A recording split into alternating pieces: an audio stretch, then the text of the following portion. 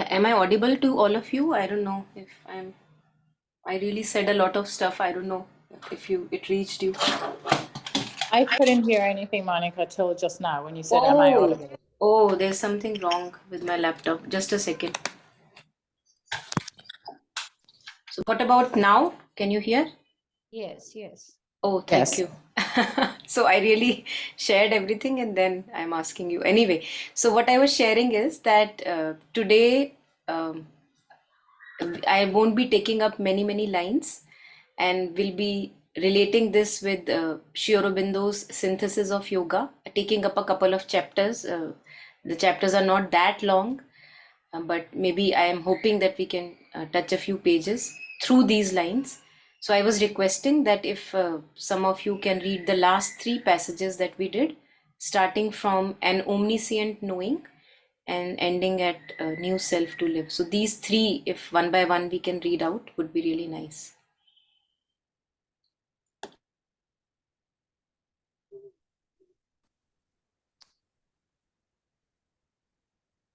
An omniscient knowing without sight or thought, an indecipherable omnipotence, a mystic form that could contain the worlds, yet make one human breast its passionate shrine, drew him out of his seeking loneliness into the magnitudes of God's embrace.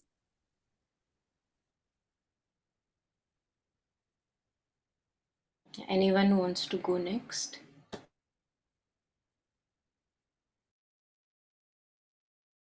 As when a timeless eye annuls the hours, abolishing the agent and the act, so now his spirit shone out wide, blank, pure. His vacant mind became an empty slate on which the universal and soul could write.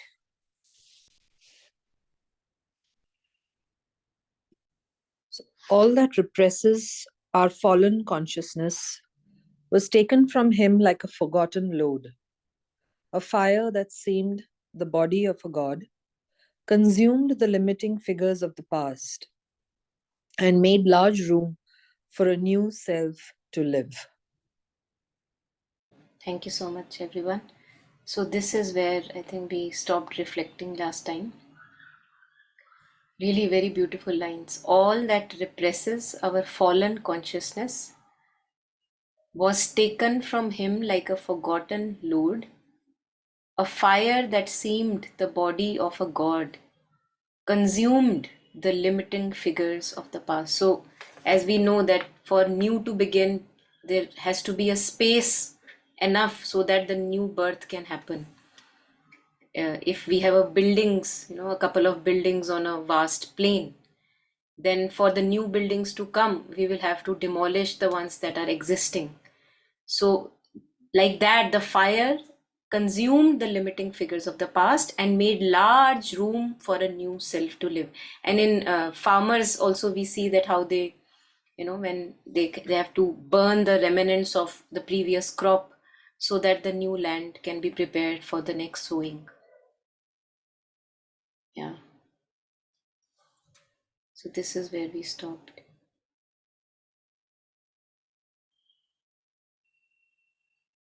So taking up a few new lines and then we'll go to synthesis of yoga today.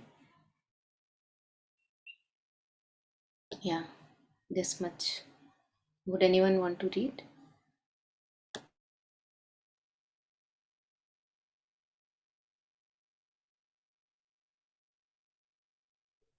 Raviji, you are unmuted, but we can't hear you at all. Maybe something is wrong with the audio, I think. We can't hear you. So would anyone else want to read? Eternity broke the moulds of sense. Then the earthly held his limbs. Huge workings bared his undiscovered sheaths. Strange energies wrought and screened tremendous hands. unwound the triple cord of mind and freed the heavenly wideness of a Godhead's gaze. Yeah, thank you. So many masters have said that for a realized person, the body is almost like a cage. I think somebody asked Ramana Maharishi, and he said, I think he likened it to like how an elephant will live in a hut. So that's how when one realizes who we truly are, it's very hard. It's like all these instruments seem like a prison, like a cage. So that's I think that's the benefit of ignorance because we don't know who we are. So we are very happy with the cage.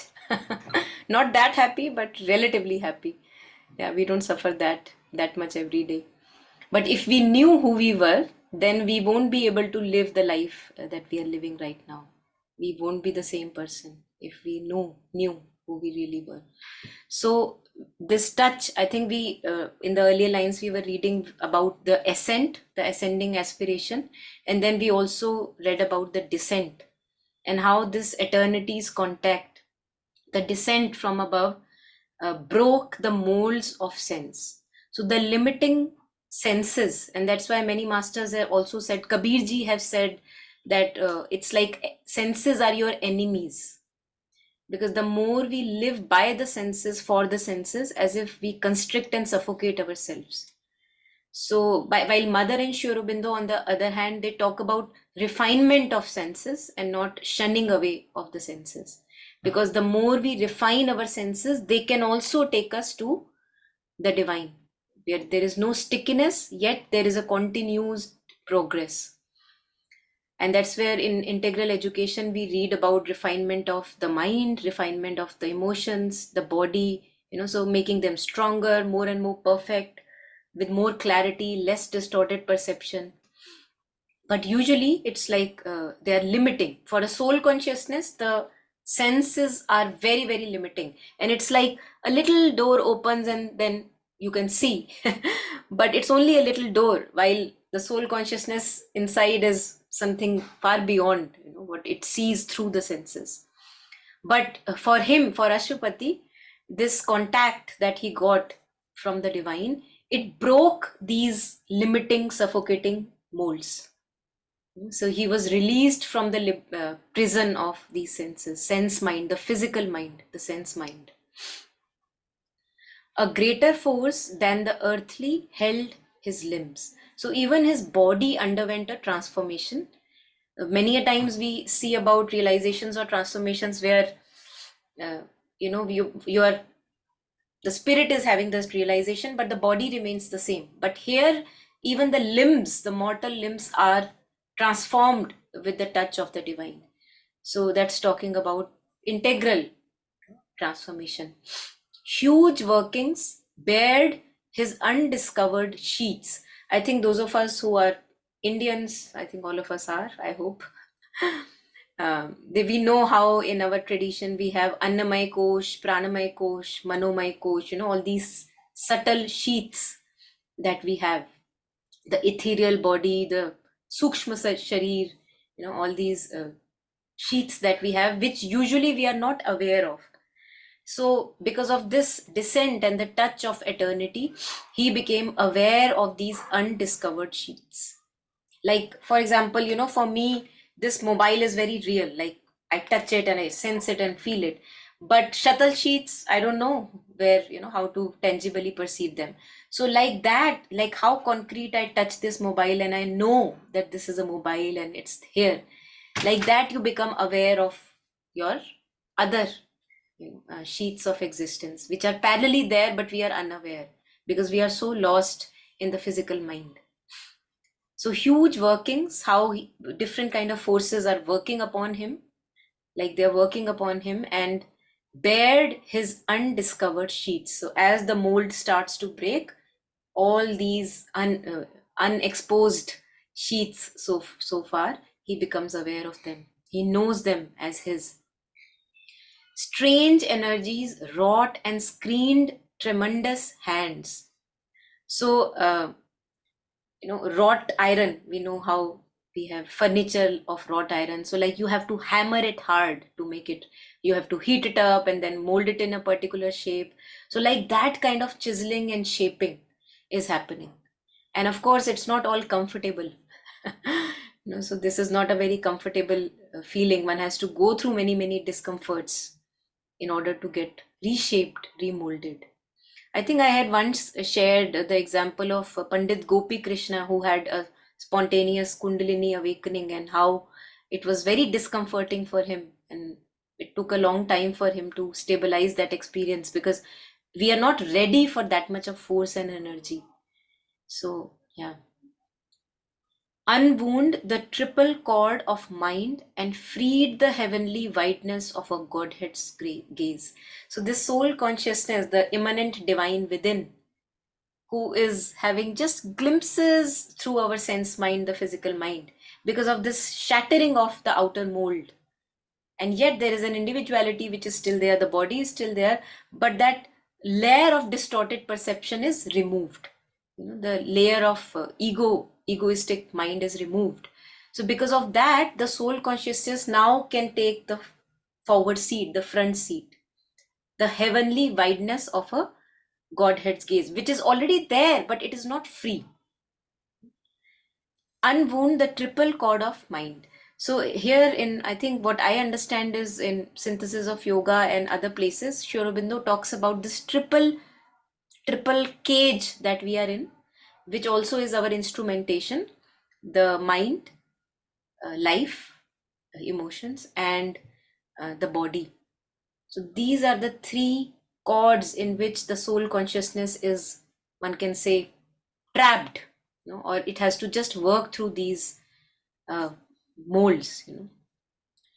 So this entanglement which is there, from which we are not able to free ourselves, that, oh, how can I say that I am not the thought? I am the thought, I am the feeling, I am the body. So all this entanglement was removed. He still has the mind, has feelings, and has the body, but the entanglement is removed. So the unwound the triple cord of mind and freed the heavenly wideness of a Godhead's gaze. So one is free, that there is also another ways of knowing than just knowing through the senses, through the mind and thoughts, and through the feelings. There is through the body. There is another layer where we can know, which is called, knowing directly. And Sri Aurobindo mentions about it at many, many times. Knowledge by identity, gnosis, in other words. So all that entanglement that keeps us fallen in a fallen state, that was removed by this heavenly touch. So when I was going through this, I was just reminded that in Synthesis of Yoga, it's not that I have read it, but that I was just reminded of the chapters, and I thought it will be just go through it, and I went through it, and there are chapters in part 2 which are called the release from subjection to the body. Then there is another, again 2-3 pages, not a very big chapter. Then he says the next chapter is the release from heart and mind, and then release from the ego. And I thought, since we are reading exactly this, why not maybe touch upon these chapters, which are not very long chapters, like 2 pages chapters, and we can slowly take them and see what we get. We don't have to understand everything, but I thought just to go through it would be really nice. Yeah, any thoughts here, anyone, before I open the chapter?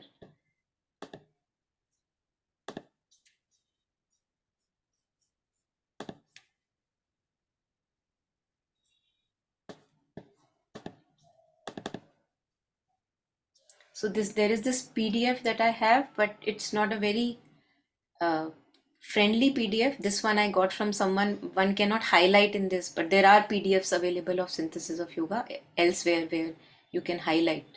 In this, I can't highlight. So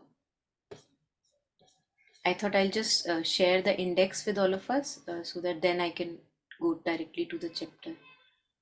Yeah.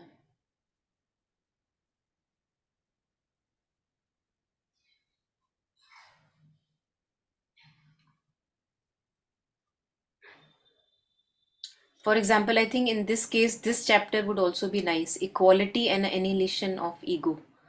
Chapter 9. This would also be resonant with that. So in part 2 here, the yoga of integral knowledge. Here you have these chapters which I was referring to. The release from subjection of the body, the release from the heart and the mind, the release from the ego, and then the realization of the cosmic self, which is what we have been reading in Savitri past few weeks. Yeah.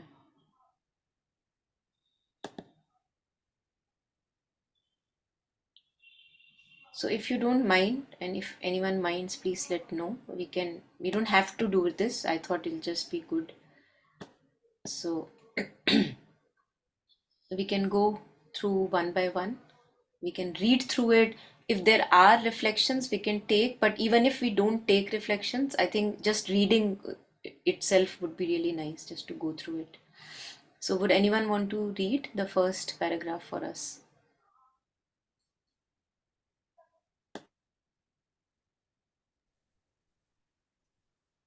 The release from the heart and the mind. But the ascending soul has to separate itself not only from the life in the body, but from the action of the life energy in the mind. It has to make the mind say, as the representative of the Purusha, I am not the life. The life is not the self of the Purusha. It is only a working and only one working of Prakriti. The characteristics of life are action and movement, a reaching out to absorb and assimilate what is external to the individual, and a principle of satisfaction or dissatisfaction in what it seizes upon or what comes to it, which is associated with the all-pervading phenomena of attraction and repulsion. These three things are everywhere in nature because life is everywhere in nature. But in us, mental beings, they are all given a mental value according to the mind, which perceives and accepts them. They take the form of action, of desire, and of liking and disliking, pleasure and pain. The prana is everywhere in us, supporting not only the action of our body, but of our sense mind, our emotional mind, our thought mind, and bringing its own law or dharma into all these. It confuses, it limits, it throws into discord their right action and creates that impurity of misplacement and that tangled confusion, which is the whole evil of our psychological existence. In that confusion, one law seems to reign, the law of desire. As the universal divine being, all-embracing and all-possessing, acts, moves, enjoys purely for the satisfaction of divine delight. So the individual life acts, moves, enjoys, and suffers predominantly for the satisfaction of desire. Therefore, the psychic life energy presents itself to our experience as a sort of desire mind, which we have to conquer if we mean to get back to our true self. Yeah, thank you so much.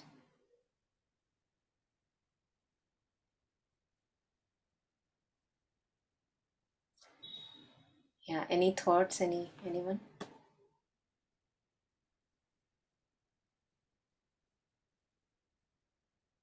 So I think this is very beautiful, and also I can relate this with what Jetsunma shares, that whatever we go through, we want to grasp at it.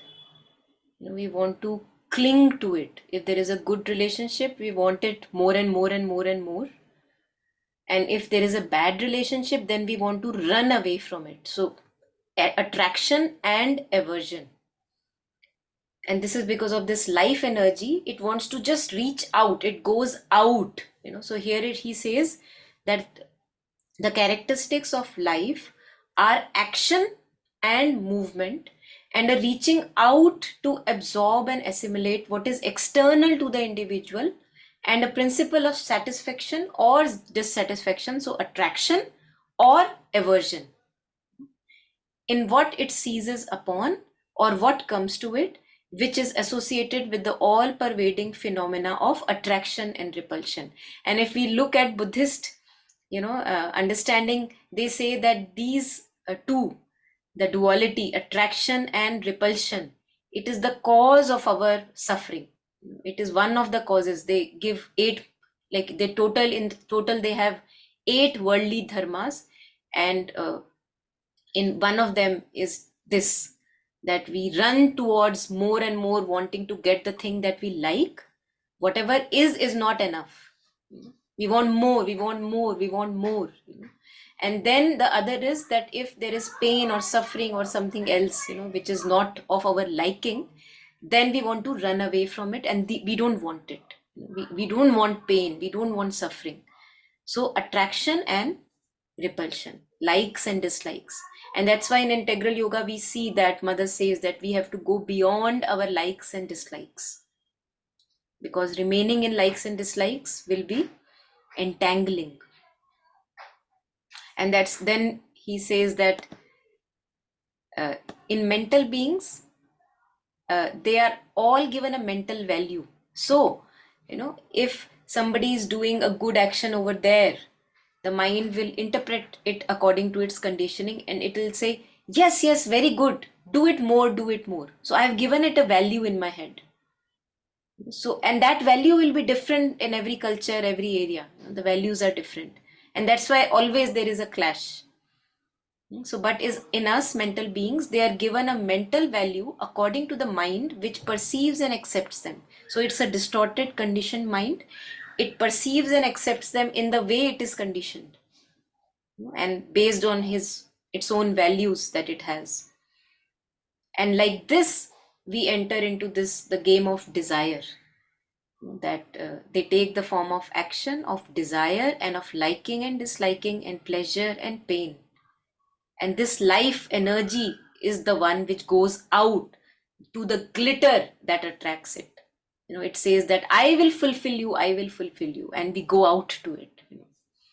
And then we suffer because nothing outwardly can fulfill us. Yeah.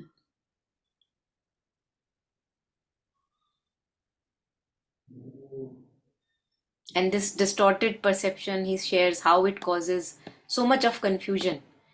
The prana is everywhere in us, supporting not only action of our body, but also of our sense mind. The interpreting sense mind, senses perceive, they take, and then the mind interprets. Our emotional mind, that is also run by the prana, the life force. Our thought mind, and bringing its own law or dharma into these, it confuses, it limits it, it like interferes in the working. And bringing its own law or dharma into all these, it confuses and limits, it throws into discord their right action. So the emotional mind has a right action, the thought mind has a right action, the sense mind has a right action. But since the life force intrudes everywhere, it wants to self-satisfy itself through each window that it goes to, so comes the confusion. And that's why the mother talks about refining the senses, not to shun away the senses. Because when we refine, we see that there is a continual progression that is possible in even the sense mind. We don't have to shun it away. And emotional mind, like in Buddhist understanding, we say that there are deeper emotions. Emotions, they can't be called really emotions, but they talk about, like kindness, oneness, love, compassion. So rather than being involved in jealousy, ambition, greed, and lust, there are deeper emotions which we can inculcate. Thought mind, thoughts can have a lot of clarity, and not like this endless chatter and confusion and entanglement. So each instrument is capable of a undistorted understanding, but since this prana entangles itself everywhere because it runs everything, so comes the confusion, so comes the grasping. And there where Mother and Sri Aurobindo talk about that a double soul in man, that as if we have a desire soul which is very desirous, through every window it wants to grasp, cling. And then we have to move beyond the desire to our true self, which is what he ends this paragraph with. So therefore the psychic life energy presents itself to our experience as a sort of desire mind. It's a distorted understanding that we get. So it presents itself to our experience as a sort of desire mind, which we have to conquer if we mean to get back to our true self. Hmm?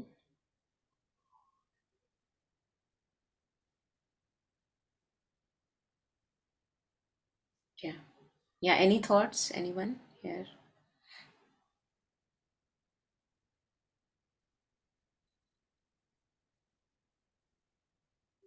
Yeah. So let's take up the next one if it's okay. We can go and whatever lines we are resonating with, we can take them up as a takeaway. Yeah. Second paragraph. Would anyone want to read it?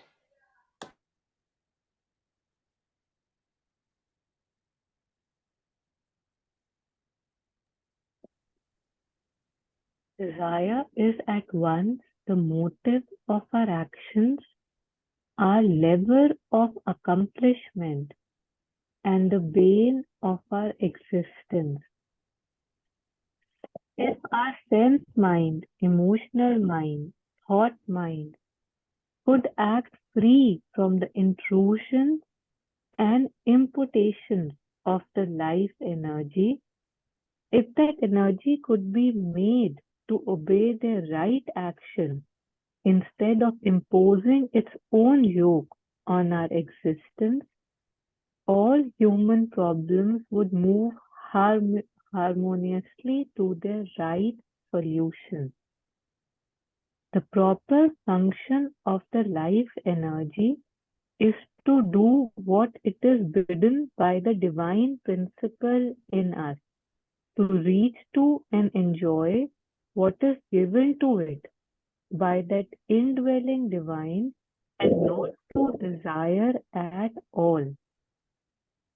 The proper function of the sense mind is to lie open passively, luminously to the contacts of life and transmit their sensations and the rasa or right taste and principle of delight in them to the higher function, but interfered with by the attractions and repulsions, the acceptances and refusals, the satisfactions and dissatisfactions, the capacities and incapacities of the life energy in the body.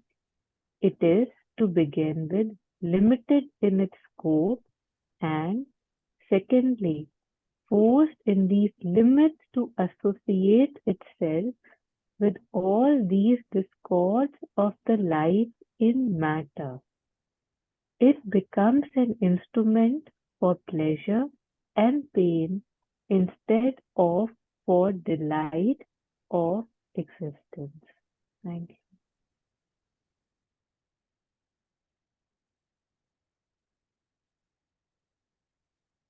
Yeah, thank you.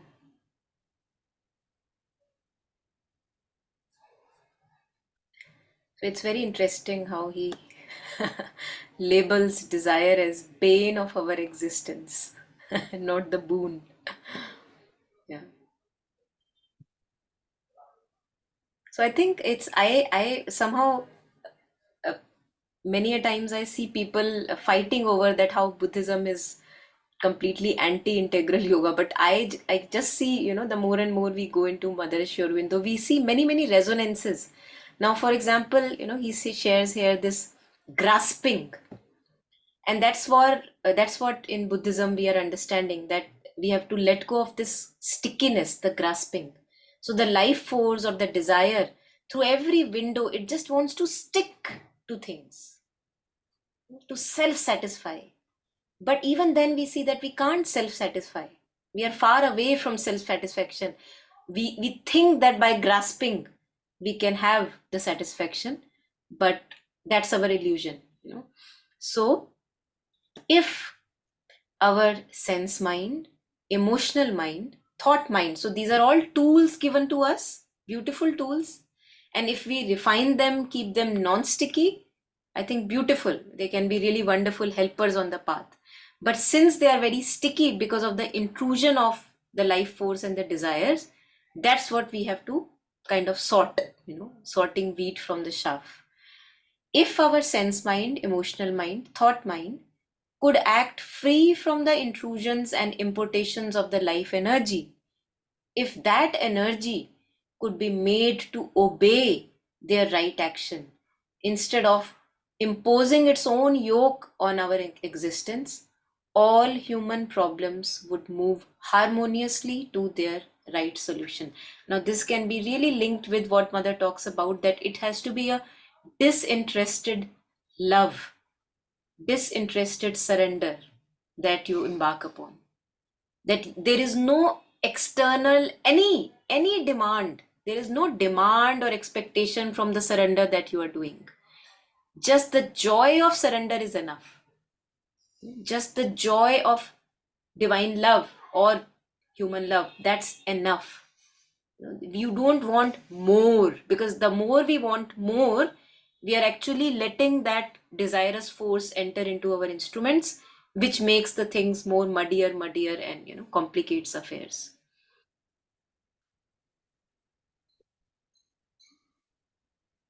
So one has to serve, one has to do one's best and yet demand nothing.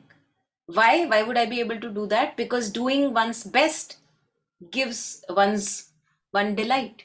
It gives us delight. The more progressive we are, the more in servitude we are, it gives us delight, and that delight is our reward. There is no other reward that is there.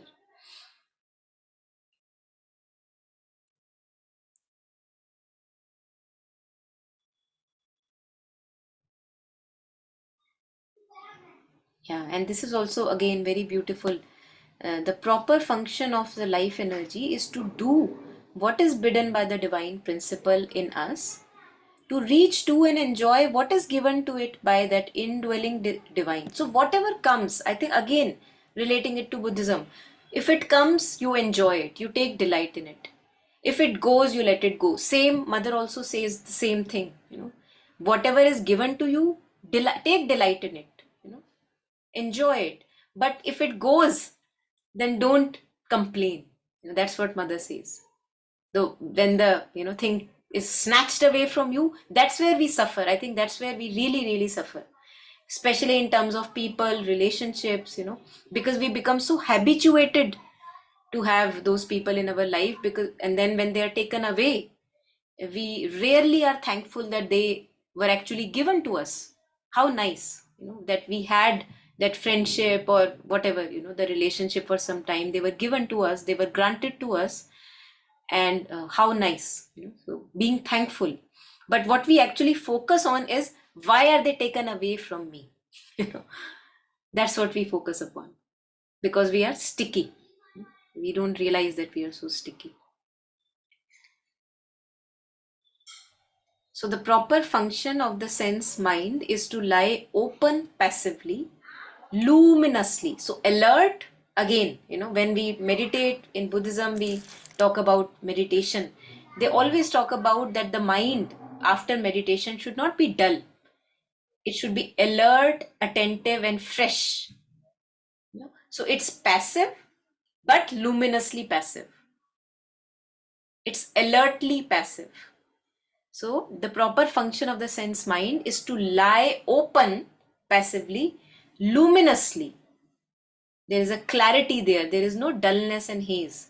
Luminously to the contacts of life and transmit their sensations and the rasa. So enjoy, enjoyment, since the universe is based on Satchidananda, delight is the basis of existence. It's not that you have to turn to an ascetic life and stop enjoying, and we many a times we have many images about the spiritual path, that if I am spiritual I should not be doing this, oh I did that, that's bad.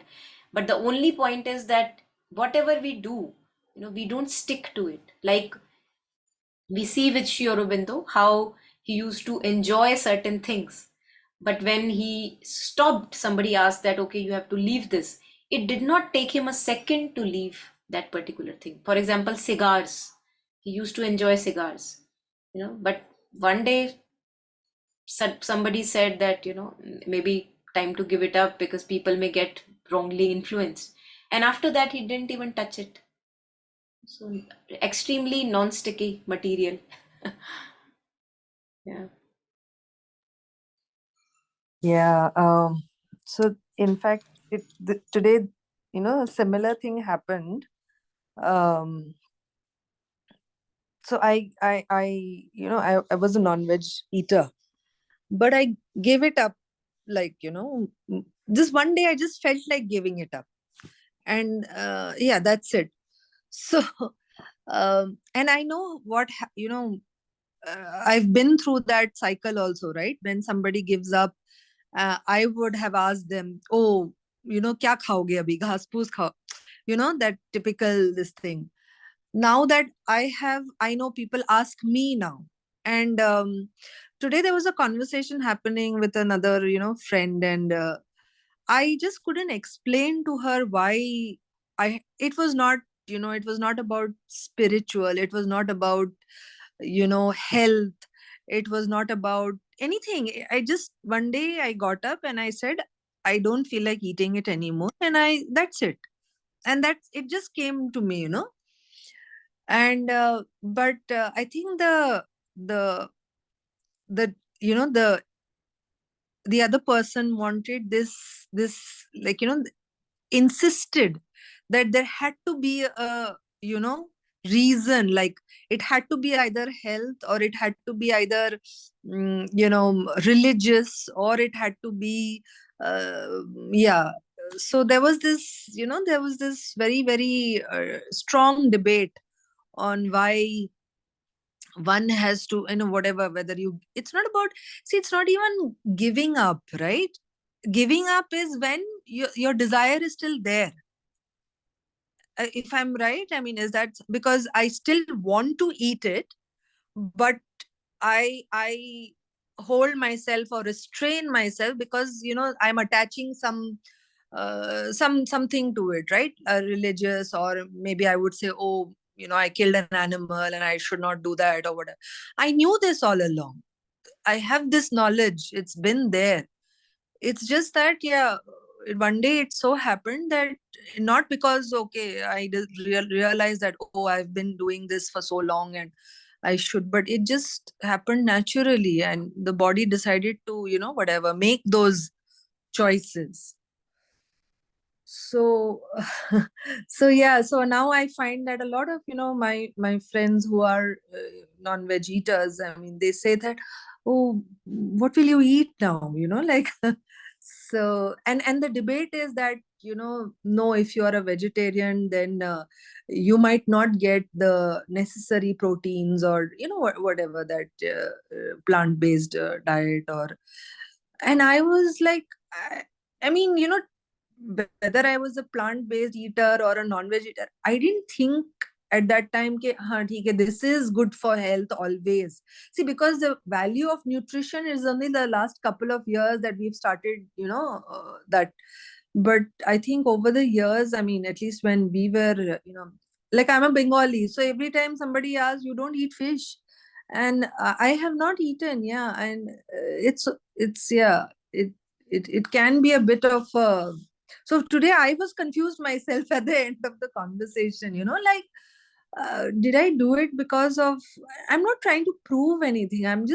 I just got up one morning and I didn't feel like eating it, and that's all. I mean, I'm not trying to say that what you are eating. Then she said, no. Do you think the plate in front of you will put you off? And I said, nothing, nothing. It's just, this is my thing. That's your thing, and it's okay. Yeah, beautiful. Yeah. I think Jitsunma at one point of time in one of the talks, she talks about true renunciation. And she said it's like what exactly you were sharing, that it's not even giving up, because in giving up, there is still a part of me which would like to have it. It's like a natural growing up, that you have grown beyond now what you used to like. Like she shared the example of how a little child is so attached to his teddy bears or soft toys, or the toys that he plays with. Now if you say that no, you have to grow up, and you snatch the teddy bear away from him, he'll be really disappointed and may really be overwhelmed about it. But as the very same child, as he grows up, he becomes interested in certain other areas, and he naturally, it like falls away, the teddy bear falls away. So that's what she was sharing, that's true renunciation, where you don't even have to do the act of giving up. It's like by the effect of it, by your growing up, the thing is left behind. Yeah. So then there is no need to explain, or other things. Yes. Yeah. Or either reasons, even reasons may not be required. Yeah, that was, Yeah. because Mm. I also struggled with it for quite some time before, like, oh, like whatever. Earlier, if I would eat, then conscience would trouble sometimes, or you would think about it, and then you would, try to again then give reasons, but then, how do you sort of work around that desire and the desire to eat, and then your struggle with your conscience. So yeah, Yeah. thank you. Thank you. Thanks for sharing that. Yeah. Anyone else? Anything else to add on?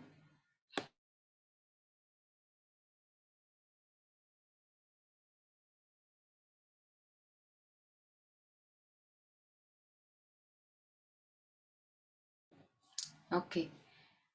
So, yes, so to take delight in whatever we do, I think at one point of, in one anecdote, Mother also shares that one must take delight and pleasure in whatever we do, but one must not do things for the sake of pleasure.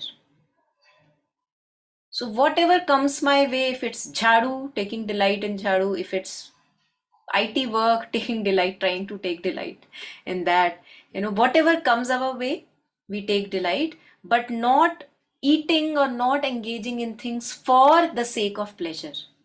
That's where we change, act from that sense of lack.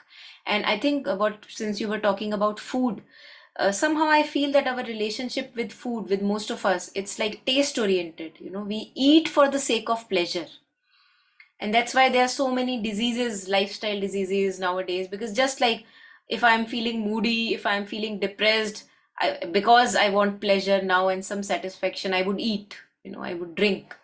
So yeah, that relationship, I think each one of us has to work upon it. Yeah. Mm. So, and the rasa, or the right taste and principle of delight in them to the higher function, but interfered with by attractions and repulsions, the acceptance and refusals, the satisfactions and dissatisfactions, the capacities and incapacities of the life energy in the body, it is, to begin with, limited in its scope, and secondly, forced in these limits to associate itself with all these discords of the life in matter. It becomes an instrument for pleasure and pain instead of for delight of existence. So this is how we actually become our own enemies. rather than understanding this and letting things come if they come, taking delight, letting things go if they go, holding them loosely. If that we don't do, then we are just stuck in the cycle of pleasure and pain. Again, one of the 8 worldly concerns in Buddhism: pleasure and pain. Wanting to run towards pleasure, wanting to run away from pain, source of our misery.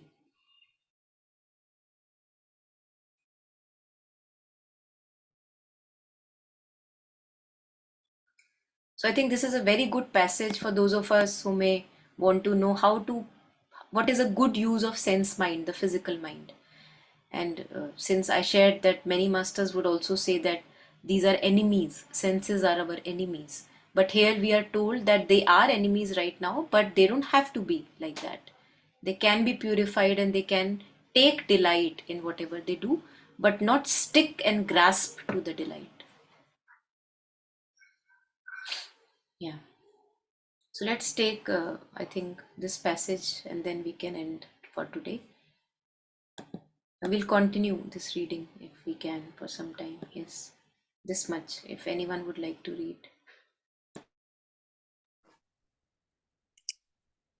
Similarly, the emotional mind, compelled to take note of all these discords and subject itself to their emotional reactions, becomes a hurtling field of joy and grief, love and hatred, wrath, fear, struggle, aspiration, disgust, likes, dislikes, indifferences, content, discontent, hopes, disappointments, gratitude, revenge, and all the stupendous play of passion, which is the drama of life in the world.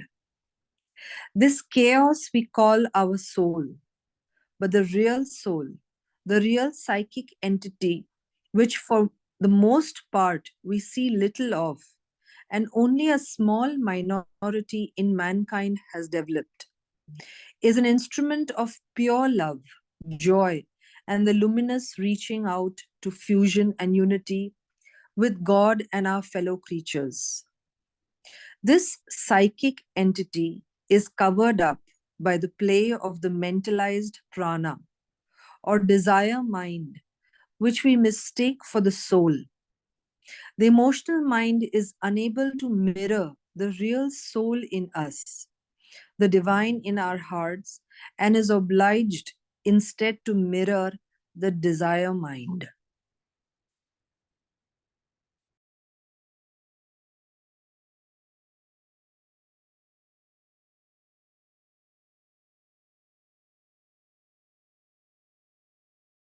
So I think a beautiful paragraph, and this is the masterpiece. This chaos we call our soul. Yeah.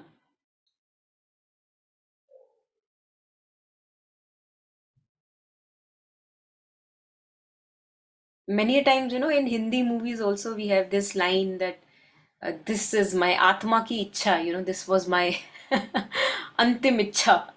And that's what we fulfill all our lives, all our ichhas and trishnas.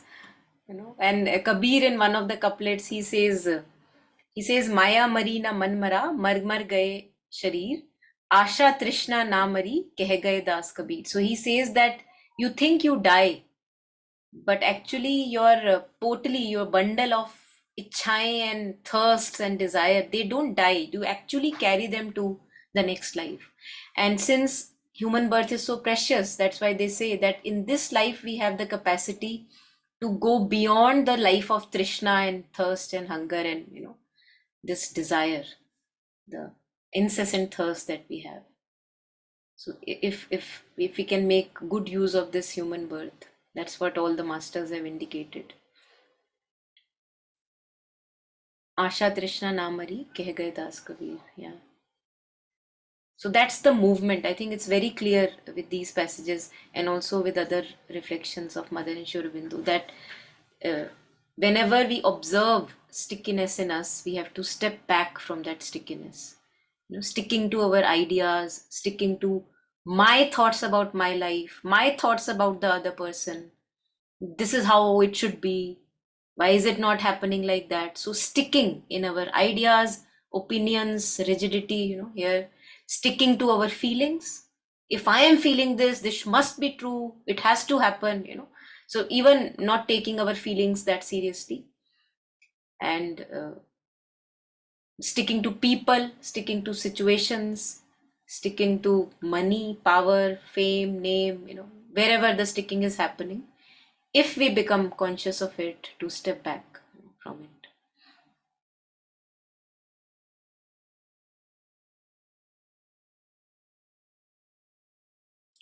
Yeah, and he shares that what actually we are wanting, each one of us, the real soul, the real psychic entity, is an instrument of pure love, joy, and luminous reaching out to fusion and unity with God and our fellow creatures. So even if we relate with each other, it's like a clarity in that relation. There is no distortion in that relation. There is no manipulation. There is no self-interest hidden, which I don't share with the other person. So clarity, and knowing that each one of us are interconnected with each other. This psychic entity is covered by the play of mentalized prana or desire mind, which we mistake for our soul. All these ichhas before we die that we want to complete, this is all our desire mind, the mind of Trishna.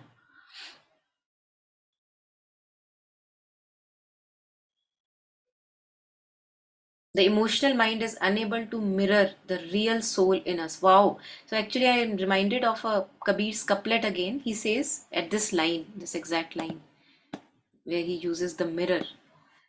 The emotional mind is unable to mirror the real soul in us. Kabirji says, हृदय माही RC और मुख देखा नहीं जाए, मुख तो तब ही देखिए जब दिल की दुविधा जाए. So he says, in your heart is the mirror, but you can't see your own reflection. Why?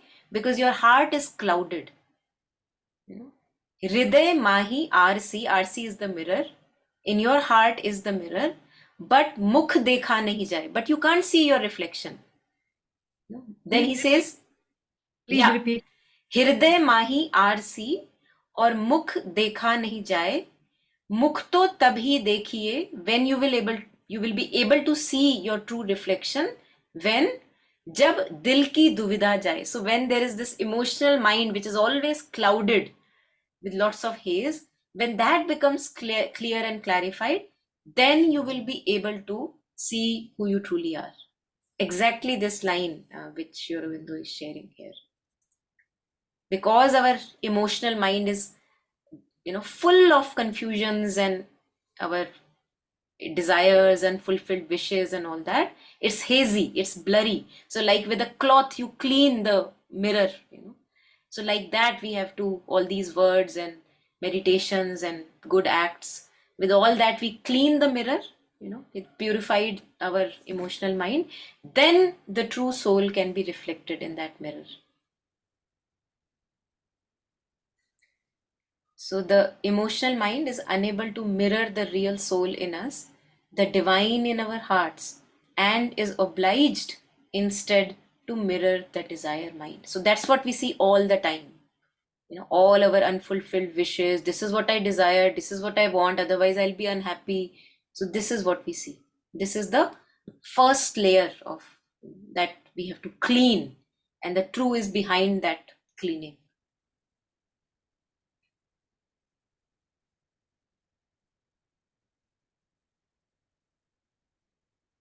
Yeah. Yeah, any thoughts before we end? Anyone?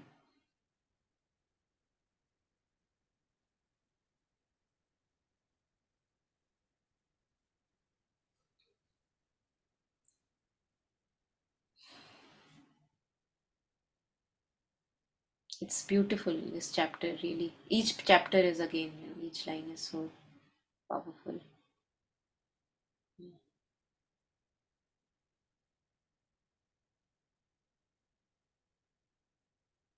Okay, so I think then I don't know how I jumped onto this. So it would be nice if we also do this release from subjection to body. A chapter before this, we somehow started with release from the heart and mind. But it would be nice if we can later on take the release from subjection to the body. Yeah, this one, a chapter before that. Anyway, yeah. All right then, if no reflections, thank you for patiently being here. Thank you. Yeah, Thank you, Monica. thanks everyone. Thank you. Bye bye. Thank you, Monica. Thank you. Bye bye. Thank you. Bye bye. Thank you. Thank you. Thank you, Monica. Thank Thank you. you. Bye bye.